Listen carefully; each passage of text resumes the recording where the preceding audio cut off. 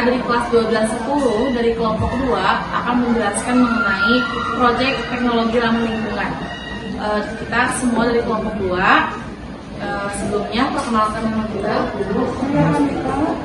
Saya Rifana Silva. Saya Putri. Saya Fitri. Saya Janita. Dan saya Riki. Saya Raska. Saya Rahman. Saya Bula. Saya Siti.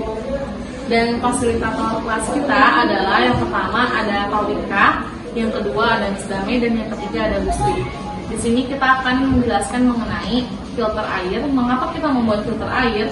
Karena air di lingkungan sekolah kita bisa terbilang airnya cukup cenderung kuning gitu kan, kuning dan juga keruh. Makanya kita menciptakan ide untuk membuat filter air supaya berguna di sekolah kita dan juga di lingkungan masyarakat.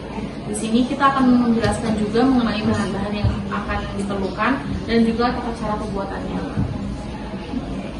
Bahan-bahannya ada air, kerikil, serabut, pasir, arang, dan yang terutama itu akrilik yang sudah dibolong. Dan juga ada paralon. Di sini kita menggunakan teknologinya yaitu ada akrilik dan juga ada paralon. Mengapa kita membuatnya pakai akrilik? Karena supaya komponen-komponen yang ada di dalamnya ini bisa terlihat jelas dan tersusun dan juga bisa terlihat menjadi estetika gitu kan. Dan untuk ramah lingkungannya kita terbebas dari bahan zat kimia, makanya kita menggunakan bahan-bahan ramah lingkungan seperti akrilik, pasir, dan juga serabut, arang gitu. Untuk tata cara pembuatannya bisa kalian saksikan video selanjutnya.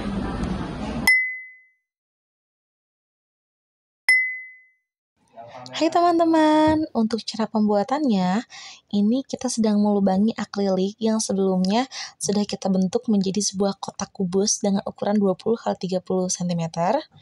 Lalu di sini juga kita sedang memasangkan paralon sebagai tempat air keluarnya gitu. Nah, setelah terpasangkan, kita langsung memasukkan komponen-komponennya. Barisan paling bawah ini terdapat busa dan juga kain, lalu ditimpa oleh serabut dan juga ditimpa kembali oleh batu, kerikil, dan juga oleh arang tempurung. Nah, setelah itu kita ulangi lagi, kita memasukkan sabut kelapa menggunakan busa, ditimpa busa, dan ini kita sedang memasukkan batu, kerikil, dan juga arang tempurung ya teman-teman.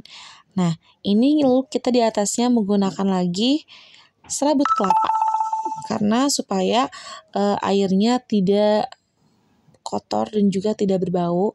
Nah, tahapan selanjutnya di sini kita memasukkan pasir, namun karena supaya pasirnya tidak menyerap ke bawah, makanya kita menggunakan busa. Jadi di balik busa kita memasukkan pasir dan nanti akan ditimpa lagi oleh busa dan juga akan ditimpa lagi oleh batu kerikil. Ini kita sedang pemasangan.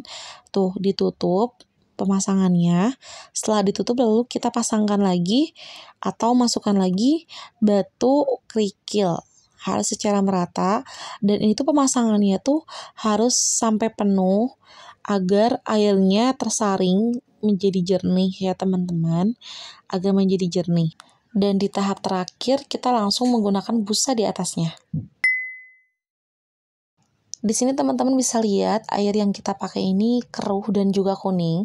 Kita memakai air yang langsung dari kamar mandi yang berada di sekolah kita.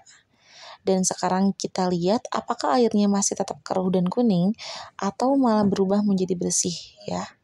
Dan setelah kita praktikkan, ternyata air yang keluar cukup bersih dan sudah tidak kuning juga keruh ya.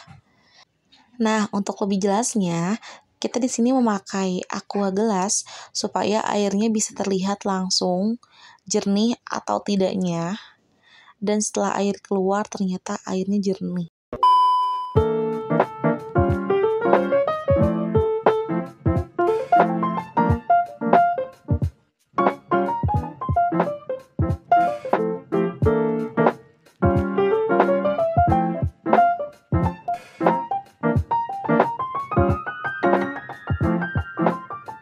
Jadi itu barusan tata cara pembuatannya, kalian bisa membuatnya di rumah. Dan semoga karya ini bisa bermanfaat bagi sekolah dan juga bagi lingkungan supaya kita bisa menghasilkan air yang bersih. Ya, sekian dari kita dari kelas 1210 kelompok 2. Terima kasih. Wassalamualaikum warahmatullahi wabarakatuh.